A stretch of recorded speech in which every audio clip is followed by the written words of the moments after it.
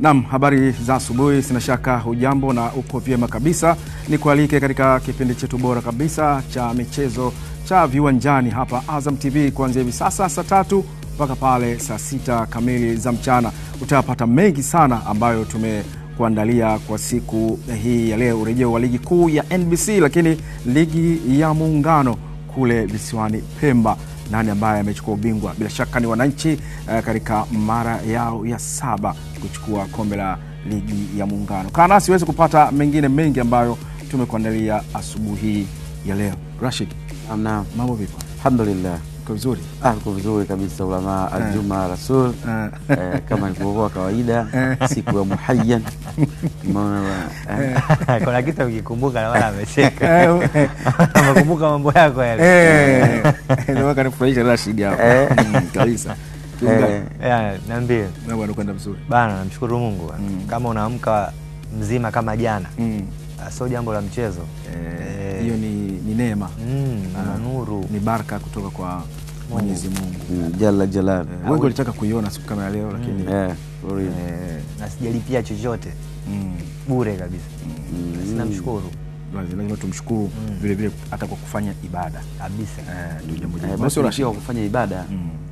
Kwani kule ibada kuna kiingilio? Ndio naomba basi lipia kwa kufanya ibada. Sasa hata kwenye ibada pia uende. Wachambuzi wa zamu kwa siku ya leo kwa Rashid Khamis na Dr. Kiungai ambao tunakwenda kuanza nao soka letu. Kikosi cha Yanga kimetoa ubingwa wa Muungano 2025 hapo jana baada ya kuifunga timu ya Jeshi la Kujenga Uchumi la Zanzibar JKU kwa goli 1-0, na goli ambalo liliwekwa ndani ya kamba lilifungwa na kiungo wa pembeni wa Yanga Maxim pia Nzengeli kipindi kile cha kwanza.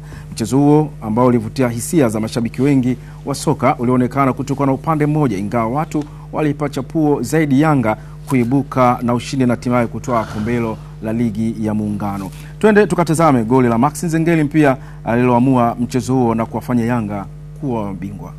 Tenga pembeni kwa Faridi Musa. Faridi Musa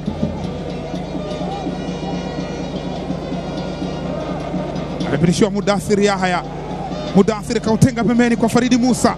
Faridi Musa Malika anajaza ndani. Maxim Nzengeli.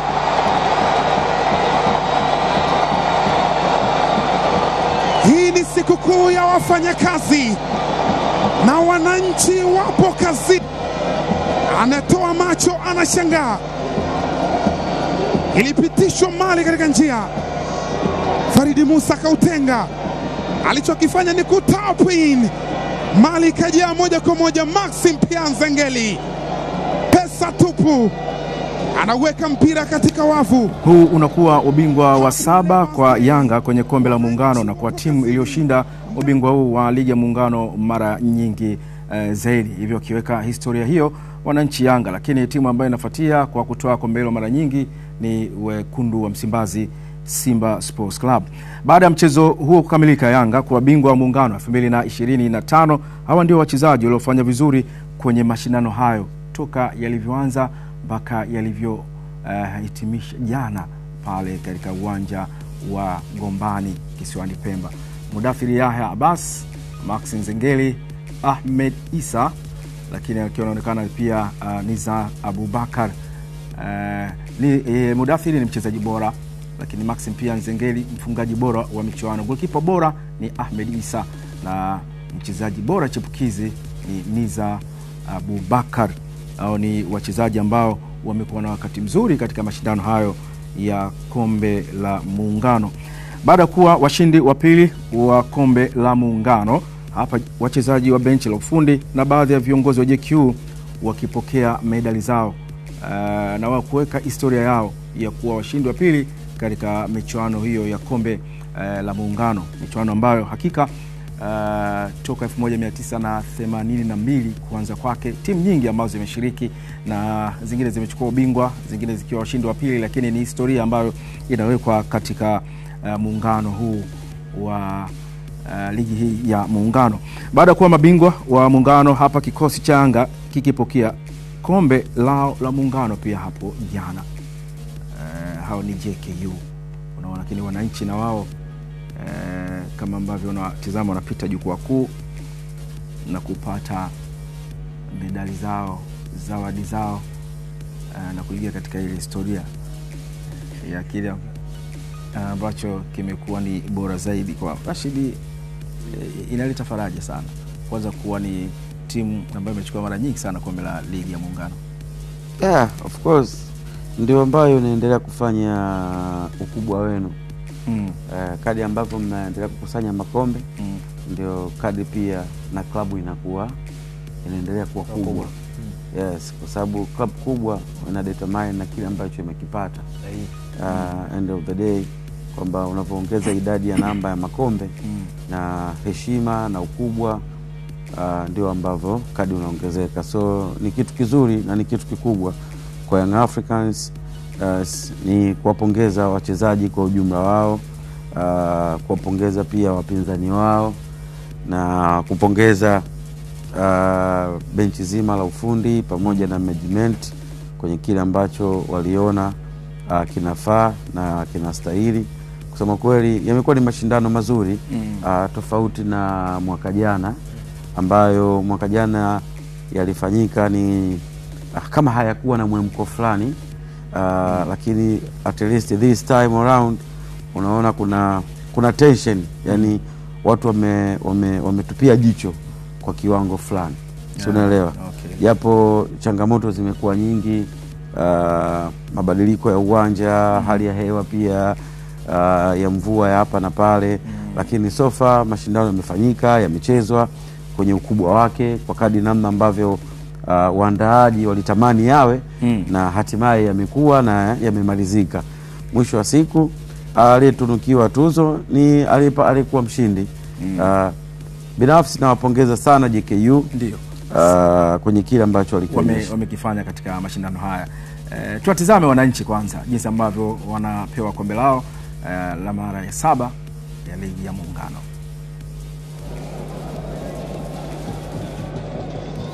Wakati huo Young Africans na wenyewe pia wakiwa wanasogea kwenda kuchukua medali zao, lakini wao ndio ambao watakabidhiwa kombe, maana ndio washindi. Kibwana Shomari wanachukua kwa mara ya 7 kama ambavyo MC wa uwanjani naye anachagiza. Abu Twalibu Msheri katika safari hii ilikuwa atatajwa katika safari hii ya kombe la Muungano kwa 2025. Clement Mzize, unaona wakati wanavishwa medali sura za furaha, lakini kuna wachezaji wengine wa Yanga wanachukua medali kwa mara ya 3, wengine kwa mara ya kwanza wengine mara ya kwanza, wengine kwa mara ya kwanza. Kangalombo Kangalombo mara ya kwanza, hata Msheri mara ya kwanza, hata Msheri alipata simu iliyopita sawa kushiriki Yanga. Wengi mara ya kwanza. Isla Mwenda mara ya pili, alipata mwaka jana akiwa na Simba, anapata tena akiwa na Young Africans. So ni mara ya kwanza. Kwa sababu hiyo miaka hiyo unazungumzia hapo, Young Africans ni bingwa mara 7. Kumbuka kuna miaka hayo mashindano hayakuchezwa, so yameanza kurejea kwenye ubora wake ni mwaka jana. Kondo mwaka jana yameanza kuwa introduced tena baada ya kupotea kwa muda mrefu. Sawa. Na hicho kizazi ambacho nakiona hapo, manake asilimia kubwa hawakuwepo. Unaelewa? Hawakuwepo, ni kizazi cha mwisho hawakuwepo wote. Ndio maana nakwambia, manake mtu hapo alipiga back to back ni Isla Mwenda, manake the rest wote walibakia mara ndo mara ya kwanza, lakini historia ya klabu ni mara ya 7. Kuna historia 3. Kuna wale wachezaji ambao mara ya kwanza, kuna wengine back to back. Walikuwa na klabu ambayo ilishachukua na kwa klabu mara ya 7. Mara ya 7. Lakini kwa asilimia kubwa ndo mara yao ya kwanza. Isla Mwenda mara ya pili. Mara ya pili. Hii inajenga sana kwa wachezaji kisaikolojia na kujiamini kwenye michezo mingine. Of course, wakati mnaanza ligi, malengo makubwa kwa upande wa klabu kubwa ni kushinda mataji. Hakuna kingine zaidi ya mataji. Na hata wachezaji wanapokuwa nakaa vikao na viongozi, wanachoambiwa kwamba sisi tunashiriki ligi, tunashiriki Muungano, tunashiriki labda klabu bingwa, CRDB Federation Cup, haya yote tunapaswa kuyachukua. Kwa hiyo wachezaji mnapaswa muweze kuweka akilini mwenu ili mapambano yenu yasiwe marahisi uwanjani. Kwa hiyo kwa upande wa wachezaji watakuwa wanajipiga yani ngumi kifuani kwamba kile ambacho tuliambiwa kabla ya msimu haujaanza tunaanza kukifanya kabla hata msimu haujamalizika, na bado hapo wana ligi, wapo katika nafasi ya juu, bado hapo wako nusu finali, na bado unaona kuna uwezekano mkubwa sana wakaweza kuchukua makombe mengine tofauti na ile la Muungano. Kwa hiyo kwa upande wa wachezaji ni faraja, uongozi ni faraja, kwa sababu kuna pesa hapo na wanaipata, kuna heshima wanaijenga, kuna historia wanaandika na rekodi pia ambayo sasa hivi inazungumzwa. Yanga na timu pekee katika kombe la Muungano wamechukua mara nyingi. Ni kweli kabisa niko ambacho unakisema, lakini hiyo ni picha ambayo wamekabidhiwa tayari kombe na Bakari Mwamnyeto. Twende kasikia sauti jinsi ambavyo wananchi wanakabidhiwa kombe lao na furaha iliyoje kwao kwa kile ambacho wanamwezesha ambandi yake na mkono wa kushoto, mkono wake wa kushoto kwa mara nyingine tena. Young Africans ni machampion wa kombe la Muungano kwa mara ya 7 sasa kwa msimu wa 2025. Yanga bingwa Muungano Cup 2025 ni machampion wa muda wote wa kombe hili la Muungano. Naam, ni wananchi sasa hapo, furaha ikiwa imetawala katika uwanja wa Gombani pale Pemba. Unaona makamu wa rais wa Yanga yupo hapo, lakini Engineer Hersi Said, furaha ni kubwa kweli. Hili ni mfano hundi wa kutoka Nikodema vile mablaga pia akiwa yanaendelea. Mablaga ndio kitu cha msingi kaka. Wazani hapo watu wanashangilia kombe. Watu wanashangilia mablaga tifurusi. Miongoni mwa picha nzuri sana Rashid. Mablaga tifurusi, yes. Of course finali ilikuwa nzuri na kila kitu kilikuwa kwenye setup nzuri. Namuona makamu wa rais na rais Engineer Hersi Said pamoja na Arafat Haji wakiongoza jahazi la mafanikio. Kwanza mimi binafsi nitapongeza sana Engineer Hersi Said. Amekuwa na miaka 4 bora sana ya uongozi wake. Umesema ni picha nzuri, na kwa kweli imekuwa ni kitu kizuri. Makamu wa rais wa Yanga Arafat Haji pamoja na rais wa Yanga Engineer Hersi Said. Baada ya mchezo huo kumalizika wa finali ya kombe la Muungano, makocha wa pande zote mbili, Miloud Hamdi kwa upande wa Yanga lakini Haji Nuhu kwa upande wa JKU walizungumza. Mchezo ulikuwa mzuri sana kama ulivyotangulia kuniambia. Nafurahi kwa hichi ambacho nimekutana kwenye finali hii. Haikuwa rahisi, ilikuwa ni ngumu sana, lakini siku zote unapofanya maandalizi yalokuwa yako sawa sawa na kuamini kile ambacho umekiandaa ndio kile ambacho kitakufikisha pale unataka. Ukiangazia katika mafundisho yako ilikuwa ni kuwafanyia low block pamoja na mid block, walikuzidi wapi kiufundi Young Africans? Hawakunizidi sehemu ambayo mimi nilijua hii ni ya madhara, kwa sababu kitu cha kwanza unatakiwa uangalie quality ya wachezaji ambao uliokuwa nao, alafu utengeze kitu ambacho kinafanana na wachezaji wako. Yanga ni timu kubwa, na wakati nilikuwa naangalia wanacheza walikuwa wanatumia sana maeneo ya kati. Nilitumia nguvu kubwa kuweza kuzuia mazingira ya kati ili wasitumie zile njia za kati, watumie njia za pembeni. Na mistake ambayo nimeifanya mimi mwenyewe ndio imenihukumu, lakini sio kwamba ni walinzidi kutokana na the way ninavyocheza mimi. Ni ngumu sana kujua nacheza mpira wa aina gani, kwa sababu muda mwingi Yanga ndo wanatumia wao kucheza, lakini muda mwingi mimi natumia kuangalia wao hao vipi wanacheza. Na ninapowini mpira mimi ndo nafanya kile ambacho mimi nakitaka. Kwa hiyo mistake ambayo nilifanya ndio imenihukumu. Coach, hongera sana na nikutakia kila laheri katika kuelekea PBZ hivi sasa. Asante sana, shukrani sana. Ni Haji Nuhu huyo, kocha wa JKU. Kwa kweli amekuwa na kikosi chake bora kabisa toka mashindano yameanza. Aina ya uchezaji wa timu yake hivi wavutia sana mashabiki wa soka pale visiwani, lakini hata naweza kusema kote Jamhuri ya Muungano. Na haya ndio ambayo anakwenda kueleza kocha wa Yanga Miloud Hamdi. I am very happy for that, very happy for the club, for the fans, and I give this title for all the people like Young African. Yes. How was difficult this final against the JKU, coach? I have only one point. I am little afraid. That's how the capacity of the player they have to recovery. And yesterday we make one very good session of recovery. And today I'm very surprised because surprised. Yes and no, because the player give very good answer. First half we play very good. Yes. I ask the player to keep the ball. That's very important.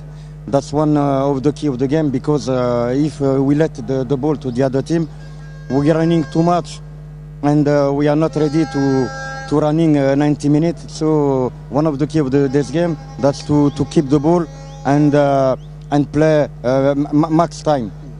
Coach, how this trophy will motivate in others games like Confederation for CRDB Bank and Premier League match that you are remain for us this season? That's not the same when you play a final, when you play a tournament. That's not the same. Yes, Federation Cup, we must be ready also to play this game. But you know, I am very happy because many players not with us. Some players injury, some players sick.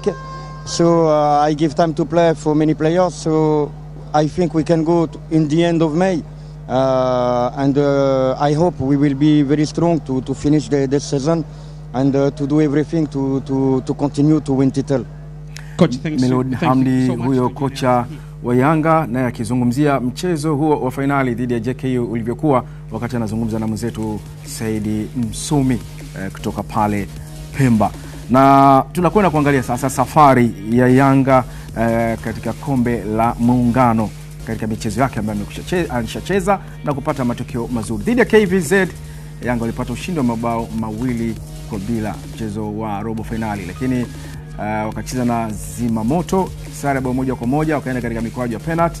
Yanga wakapata ushindi kwa penalty 3-1, na mechi ya JKU ambayo ilikuwa ni ya finali, Yanga wakapata ushindi wa goli 1-0.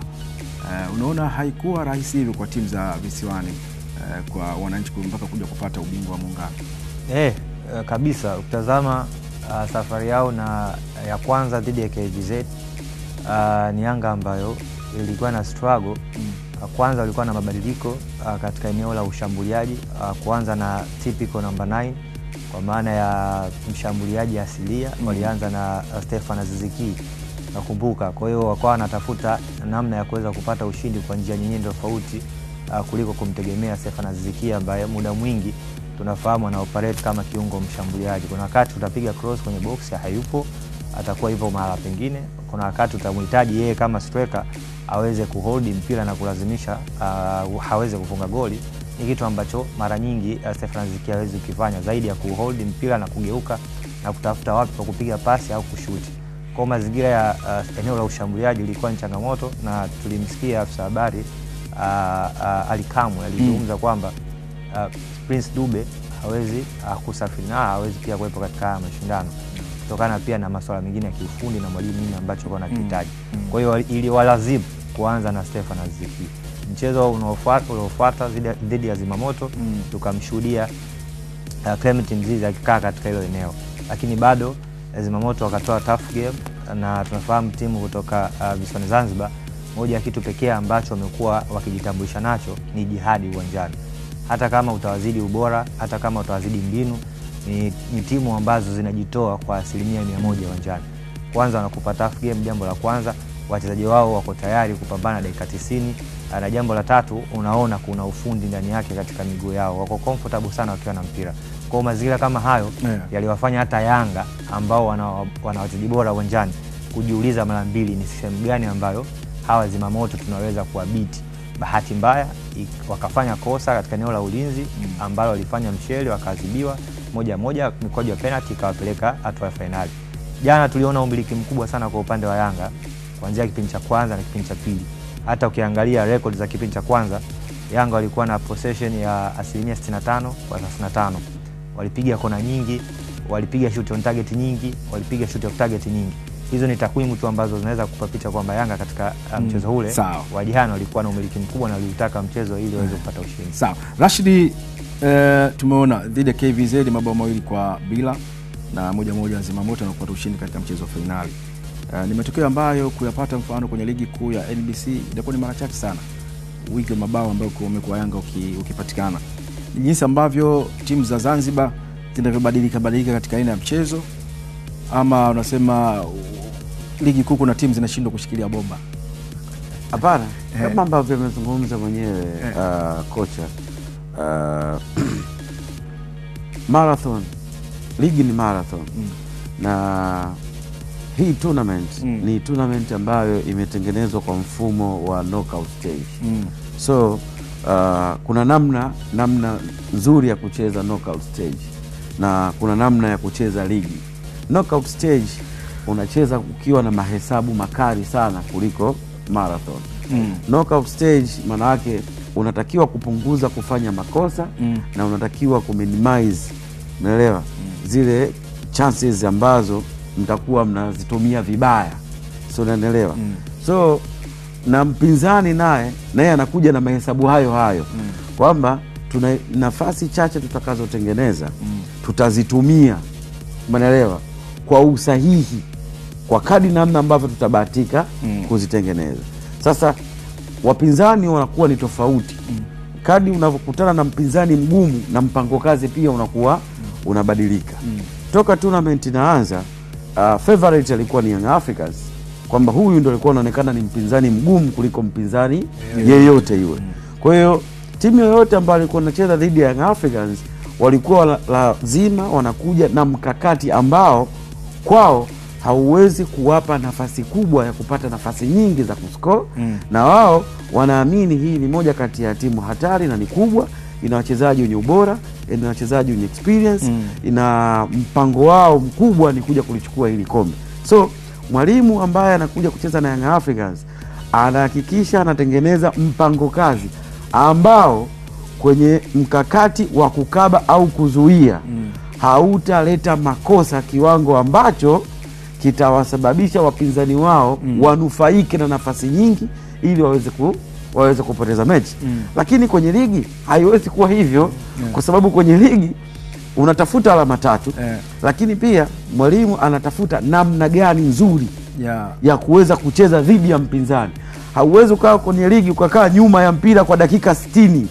Hiyo kitu haiwezekani. Hata kama mpinzani wako ni bora kwa kiwango gani, tutapishana. Lazima utafute namna ya kwenda kunufaika na makosa ambayo atayatengeneza. Na kuna muda nyinyi mtalazimisha kuwalazimisha wafanye makosa ili mfanyaje? Ili mnufaike. Ni tofauti ni hiyo. Umeeleweka vizuri. Na hayo yote ni tunasema ni jinsi ambavyo michuano hiyo ya Kombe la Muungano ilivyokuwa katika kisiwa kile cha Pemba na Yanga kuchukua ubingwa ikiwa ni mara yao ya 7. Tukitoka hapo tunakwenda kuangalia ligi kuu ya soka Tanzania bara. Inaendelea leo kwa mchezo mmoja wa kiporo. Wekundu wa Msimbazi Simba Sports Club wakiwaalika wana mapigo na mwendo Mashujaa FC kutoka kule Kigoma, mechi ambayo itapigwa katika uwanja wa KMC Complex saa 10 alasiri. Simba wanaingia kwenye mchezo huu wa leo wakiwa wanakabiliwa na ratiba ngumu ya ligi kwa michezo 4 mfululizo.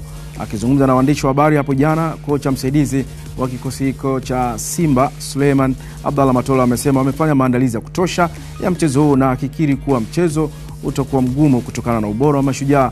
Na kwa upande mwingine ama kwa upande wa wachezaji, Awesu amesema kama wachezaji wapo tayari kabisa kwa mchezo huu wa ligi kuu ya NBC. Kwanza tunamshukuru Mungu, tuko salama kabisa na tumefanya maandalizi yetu mazuri kabisa, tukijua kabisa hatuna mchezo rahisi, kwa sababu Mashujaa ni timu ambayo kiukweli imekuwa ikitupa wakati mgumu sana. Hata katika mechi yetu ya kwanza tuliocheza nao Kigoma walitupa wakati mgumu sana, na ukiangalia wana mwalimu mzuri Salum Mayanga. Kwa hiyo na imani kabisa ni mechi ambayo itakuwa na ushindani mkubwa sana. Lakini kwetu sisi, kwa sababu ni mechi zetu za viporo, tunazichukulia kama finali. Hakuna mechi rahisi kwetu. Tumejiandaa pamoja na ubora wao na ugumu anaotupa Mashujaa kwenye mechi, tuhakikishe tunapata matokeo. Ratiba ni ngumu sana, ratiba ni ngumu. Ndani ya siku nafikiri 8-10 tuna mechi 4. Ina maana kila baada ya siku 2 tuna mechi. Kwa hiyo mimi nafikiri kwa ukubwa wa kikosi chetu ni jinsi gani sasa kama benchi la ufundi kuweza kuwapa wengine mapumziko, wengine wacheze, kwa sababu ina imani huwezi kutumia wachezaji wale katika mechi zote hizi kwa sababu ni binadamu sio mashine. Kwa mimi nafikiri tutajipanga na kwa sababu tuna wachezaji wengi, tutafanya rotation na imani kabisa na tutaweza kuzidhibiti na kuweza kufanikiwa katika game zetu, kwa sababu hata sisi ni target zetu kuweza kushinda game zote hizo 4 zilizobaki. Tunataka kucheza mechi ya shirikisho na kwa uwezo wa Allah tumeweza kutinga finali. Nafikiri kwetu sisi furaha ilikuwa ni dakika 90 na baada ya mechi ile tuliweza kusahau na kuweka pembeni, na sasa focus yetu sisi ilikuwa ni mechi ya Mashujaa. Kwa hiyo mimi nafikiri kwetu sisi tunaipa umuhimu mkubwa sana mechi hii na lazima tupate matokeo. Mimi nishukuru kwamba tuna wachezaji ambao ni waelewa na watu ambao nyakati hizo zote ambazo nazoliuliza watu washazipita, kwamba mkitoka kwenye mechi ambayo iko kwenye intensity mechi inayofuata. Kwa hiyo vyote hivyo kama walimu na wachezaji tumeliangalia na tumevifanyia kazi, kitu ambacho hatutaki kitokee. Focus yetu iko kwa 100% kuhakikisha tunapata matokeo. Ya kikweli kwenye ile tunamshukuru Mungu, timu nzima iko kambini, hatuna mchezaji hata mmoja majeraha.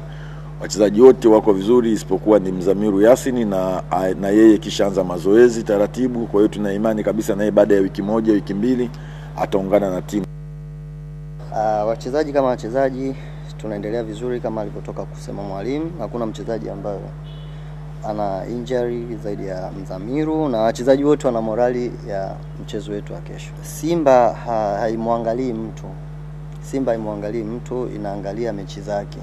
Kwa hiyo sisi tunaangalia mechi zetu na alhamdulillah Simba wana kikosi kikubwa ambao kila mchezaji ambao wanaweza kumweka anacheza vizuri. Kwa hiyo watu wamejiandaa kwa ajili ya kila mechi, kwa sababu kila kitu ambacho tunakipigania tunakihitaji kukileta Msimbazi. Kwa hiyo mechi ngumu, sio viporo tu. Mechi tangia tunaanza kucheza. Awesu akizungumza kwa niaba ya wachezaji wa Simba. Lakini kwa upande wa kocha msaidizi wa Mashujaa Charles Freddy amesema wamejiandaa na mchezo wao dhidi ya Simba, huku akijua mchezo utakuwa mgumu kwa upande wao kutokana na aina ya timu ambayo wanakwenda kukutana nayo.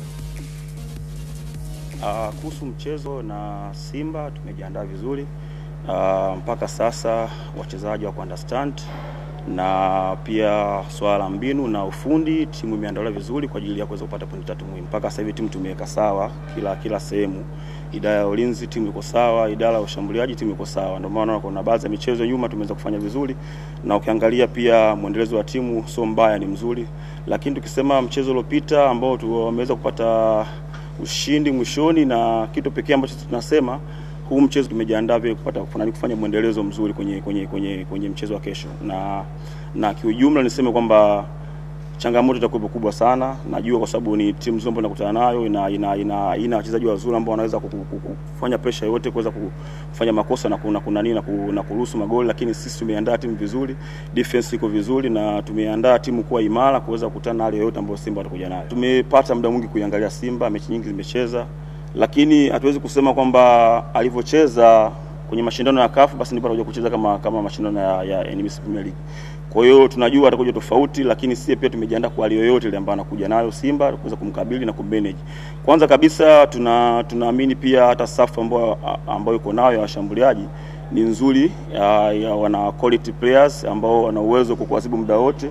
So tumeiandaa timu vizuri kuweza kwa manage kwa namna yote ile kuweza kuwakabili vizuri, na tumeandaa timu vizuri kuweza kupata pointi 3.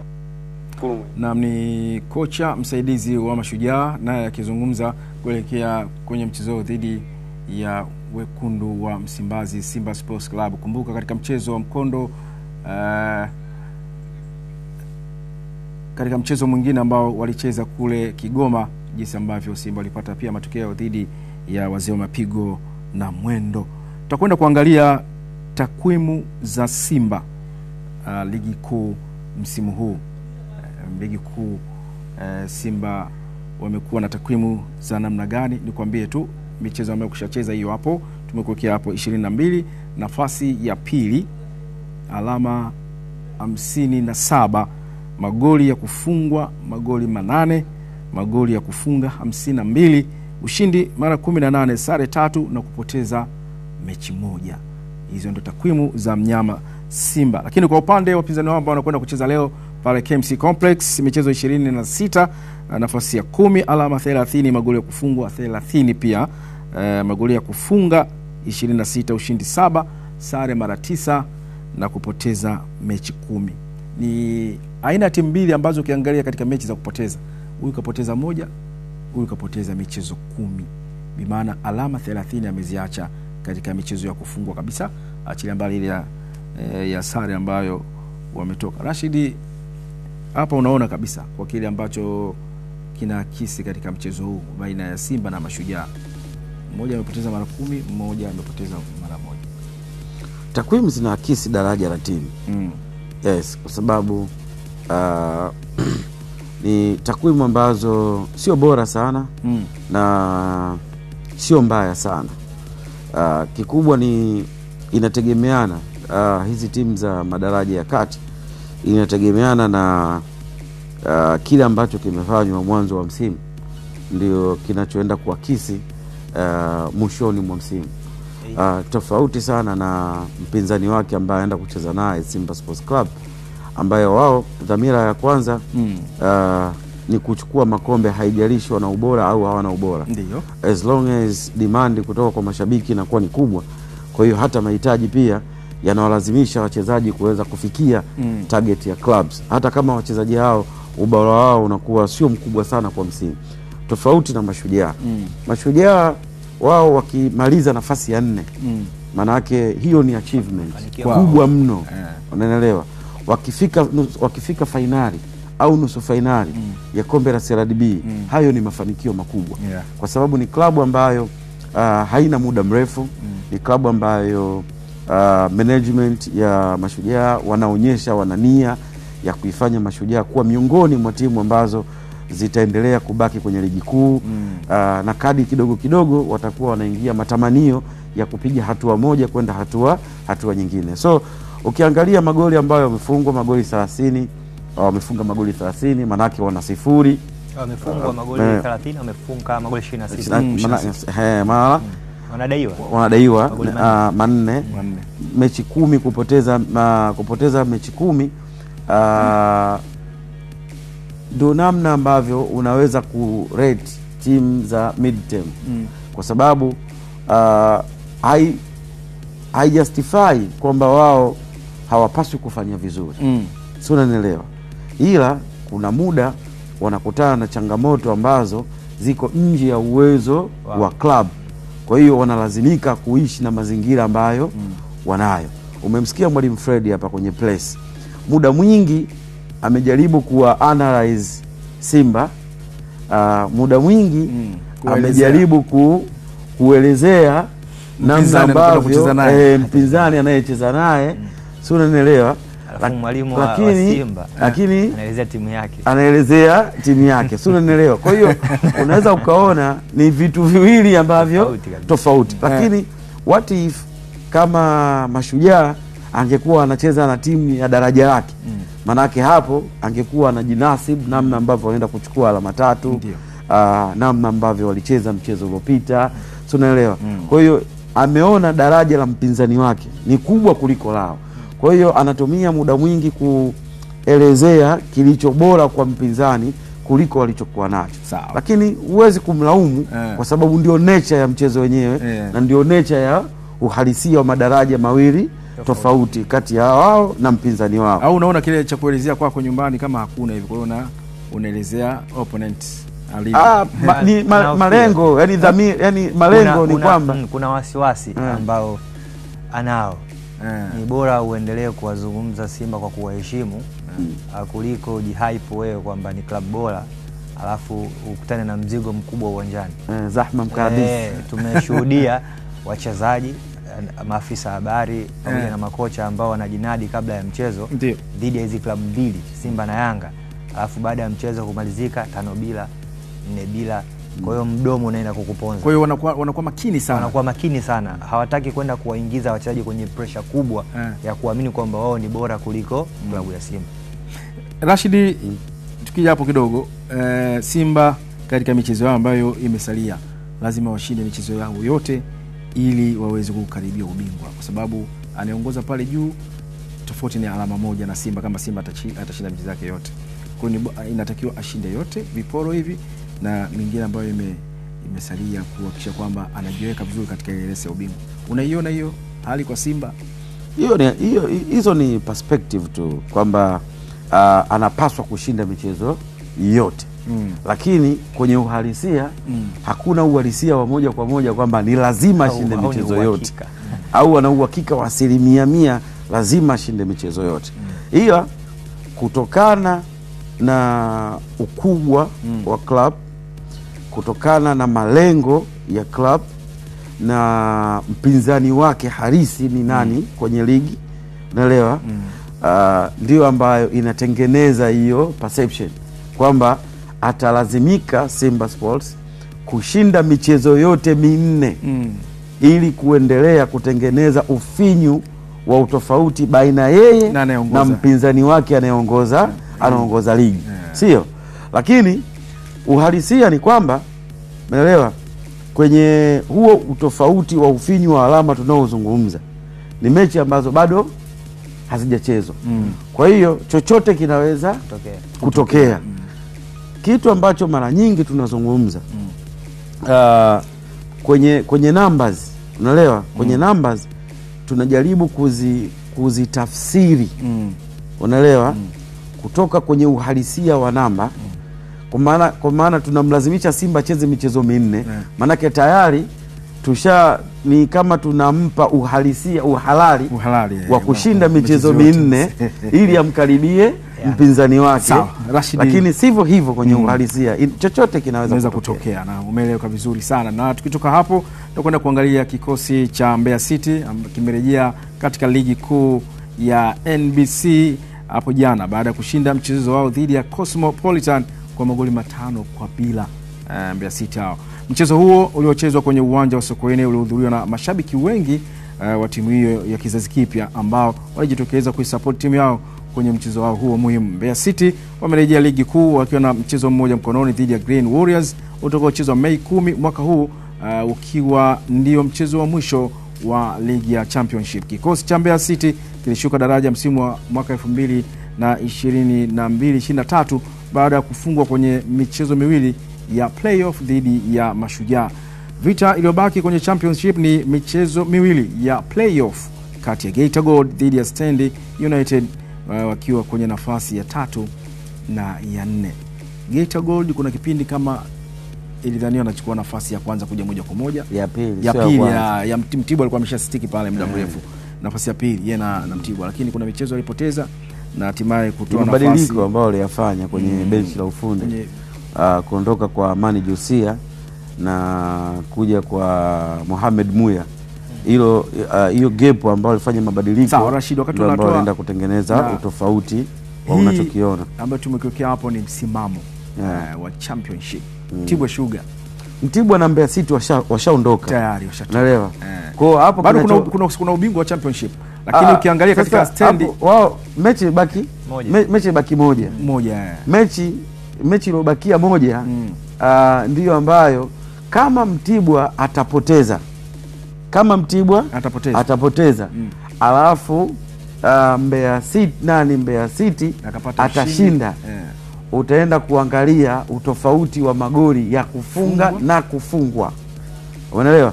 Kwa sababu Mbeya City, kumbuka Mbeya City ndio timu pekee kwenye Championship kawafunga watu wote 4 wale.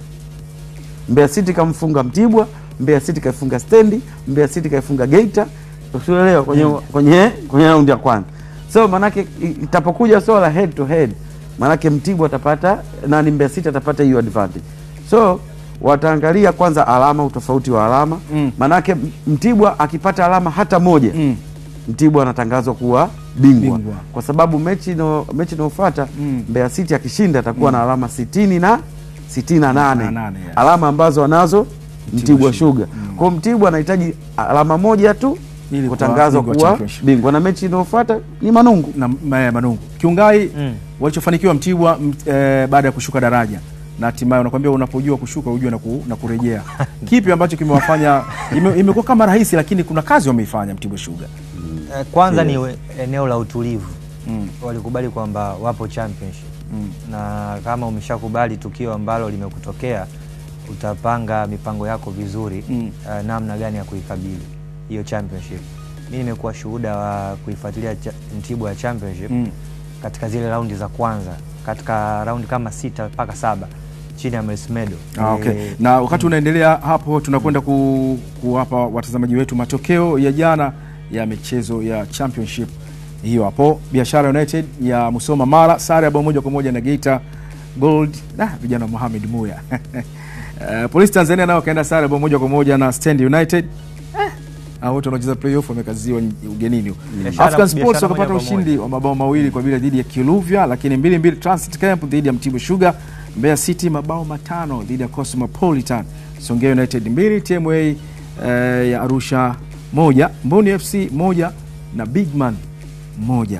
Kwa matokeo hapa ndio unaweza kujiuliza pia Mtibwa jana angeshinda, alikuwa ametangazwa kuwa bingwa. Jana angeshinda, angetangazwa kuwa bingwa. Mechi ambayo ilichezwa hapa Dar es Salaam. Wacheza na Transit kule Kigamboni. Lakini bahati mbaya wakatanguliwa goli 2, wao ndio wakafanya kurudisha. Mpaka ikaenda level 2-2.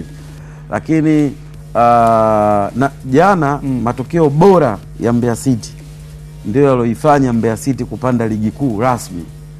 Sio, unaelewa? Mabao 5 dhidi ya Cosmo. Ndio yaloifanya Mbeya City kurudi ligi kuu rasmi, kwa sababu utofauti wa alama alizokuwa nazo na mpinzani wake ilikuwa mpinzani wake anayefuata hapa chini kwa maana ya Ken Gold baada ya matokeo ujumla ya kupata sare ndio ambayo yalimpelekea hawezi kufikia tena hizo alama alizokuwa nazo Mbeya City. So matokeo mengine ambayo yalikuwa ni ya kustaajabisha kidogo ilikuwa ni Police Tanzania dhidi ya Stand United. Sio, unaelewa?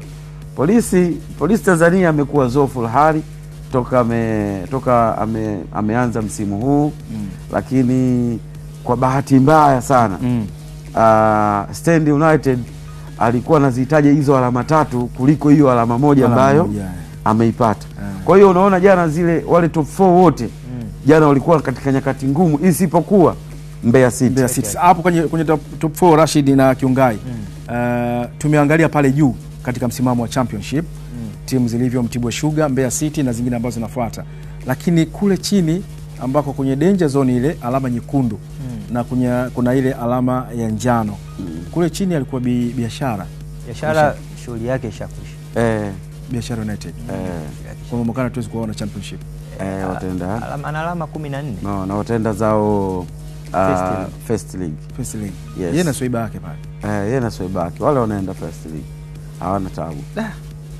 Walobakia pale wale kina kuna kina Cosmo wale wataenda kucheza na kwenda kucheza playoff. Si unajua utaratibu wa playoff kwamba nafasi ya 13 kwanza mnacheza nyinyi kwa nyinyi. Mkishacheza nyinyi kwa nyinyi, atakayeshinda anabakia kwenye ligi. Sawa, Rashid, tutakuja kwako na naambiwa hapa mwenzetu Kakuru Msimu kutoka katika jiji la Mbeya yuko tayari kuzungumza nasi kuhusiana na Mbeya City kurejea tena katika ligi kuu ya NBC. Kakuru Msimu, habari za wakati huu ukiwa katika jiji la Mbeya? Asante sana Salum Kidedea. Ni kweli hapa nipo katika dimba la kumbukumbu ya Sokoine jijini Mbeya. Ni dimba ambalo limekuwa na historia kubwa kwa klabu hii ya Mbeya City toka kupanda ligi kuu na kupanda milima na kushuka, na hatimaye jana imefanikiwa kurejea katika ligi kuu na kurejesha furaha ya mashabiki wa jiji hili la Mbeya na viunga vyake. Na hii sio furaha ya wakazi wa Mbeya tu, bali ni wapenda soka kwa ujumla ambao pengine kwa miaka kadhaa wamekosa kushuhudia Mbeya City katika mikiki yake ya kurejea kunako ligi kuu. Lakini hapa ninaye mtendaji mkuu wa Mbeya City Ali Nunduma. Yeye anaweza kutuelezea kwa namna gani kama uongozi, na yeye mwenyewe ndiye amefanya jitihada zote hizi kuhakikisha Mbeya City inarejea kunako ligi kuu ya NBC kwa msimu mwingine. Katibu mtendaji wa Mbeya City, kwanza habari za asubuhi. Nzuri sana, nashukuru, niko salama. Niko timamu kabisa. Uko timamu kabisa. Najua una furaha ya aina yake. Hebu tuambie kidogo, furaha hii imetokana nini hasa? Kwanza furaha hii inatokana na kuirejesha timu ya Mbeya City FC ligi kuu. Hiyo ndio furaha kubwa ambayo ninayo, na hili ni jambo sio mimi tu, ni kwa wana Mbeya wote na wana nyanda za juu kusini, lakini hata nchi nzima walikuwa wamehimisi Mbeya City, na sisi tumewarudishia timu yao Mbeya City kwenye ligi kuu, na sasa tuko tayari kupambana nao. Tunaitaka ligi kuu ni kauli mbiu ambayo umekuwa ukiitumia sana toka ulipokuwa championship mpaka hatimaye jana umeweza kutimiza kauli mbiu hii. Hili ulikuwa unalenga nini hasa? Nafikiri tulikaa na nyinyi waandishi wa habari mwanzoni, nilizungumza na nyinyi na nikawaambia tumeshuka ligi kuu na ligi kuu tukaja championship, lakini tumecheza championship mwaka jana msimu ukiwa sio mzuri, na nikakabidhiwa timu kwamba sasa tunakabidhi timu msimu uanze nayo uweze kuipandisha.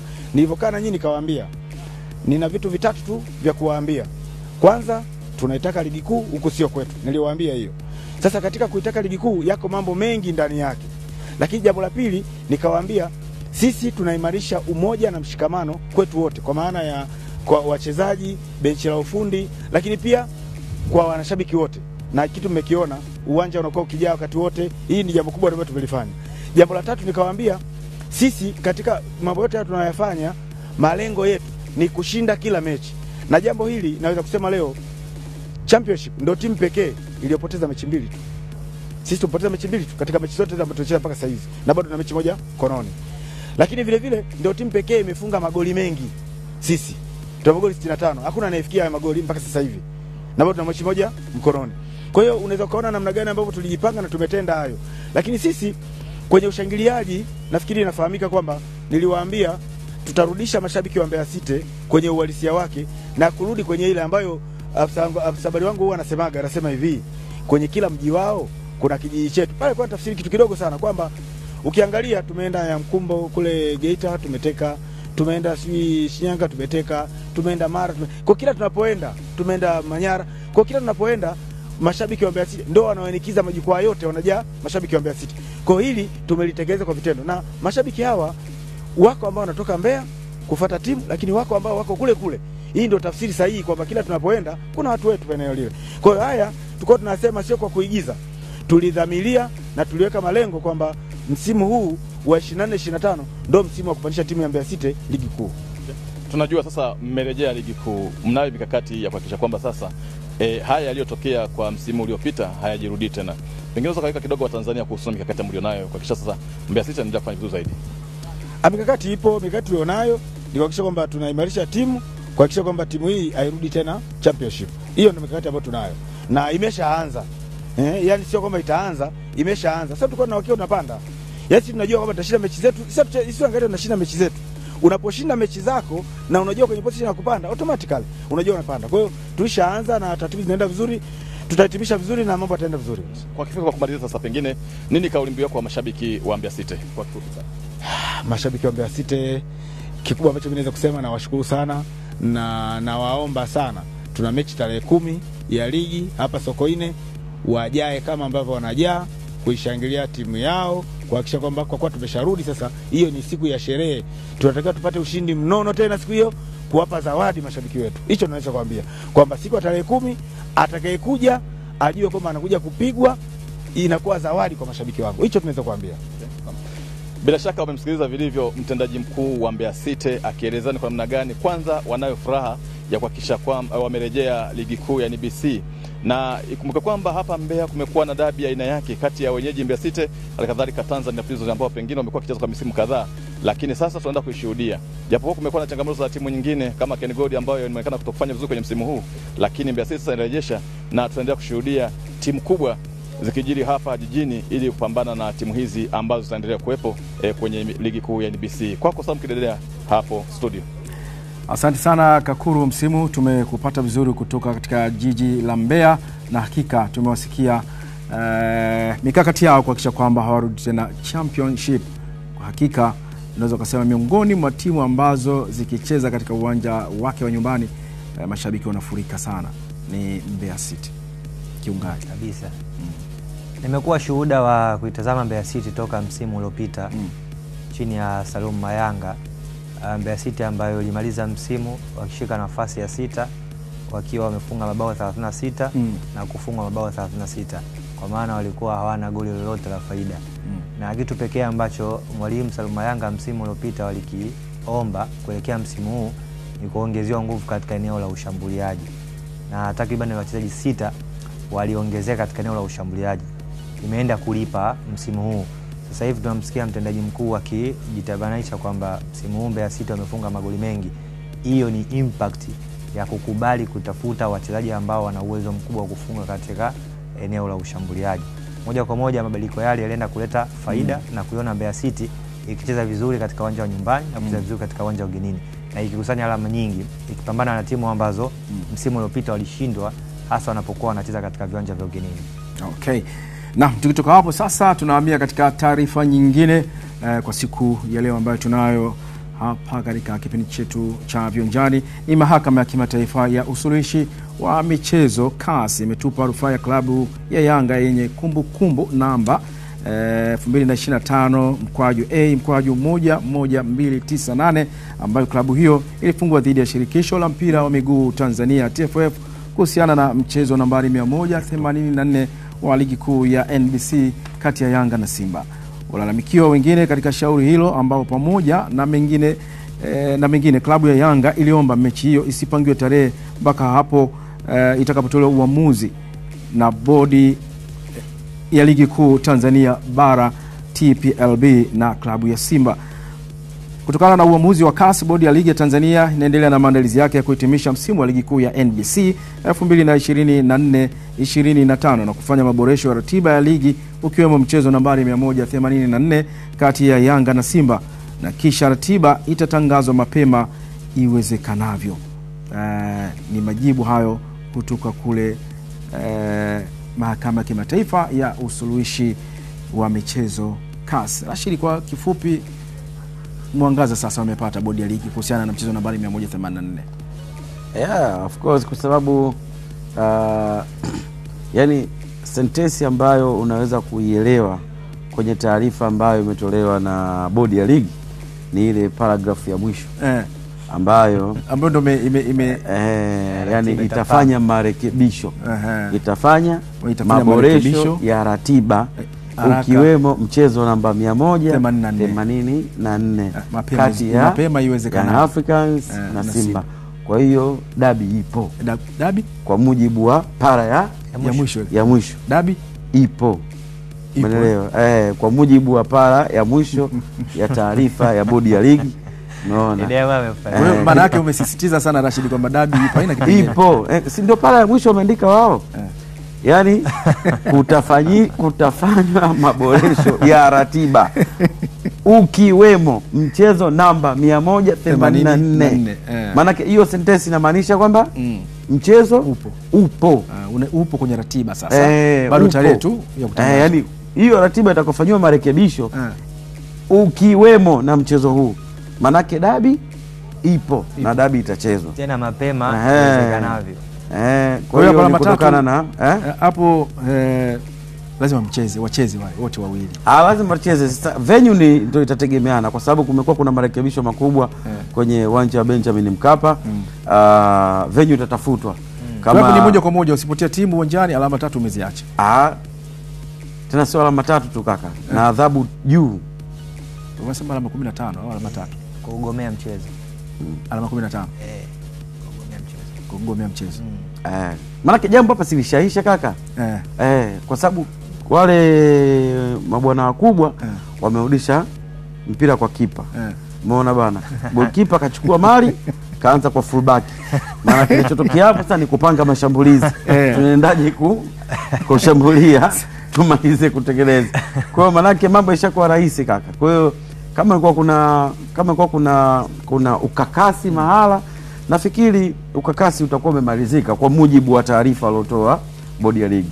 Au unasemaje Kidede? Haya, sawa Rashid, tumekusikia vizuri na umekuwa na msisitizo mzuri, na hasa ukizingatia ile para ya mwisho ile kwamba ratiba itafanywa marekebisho na mchezo nambari 184 utapangiwa siku yake haraka iwezekanavyo.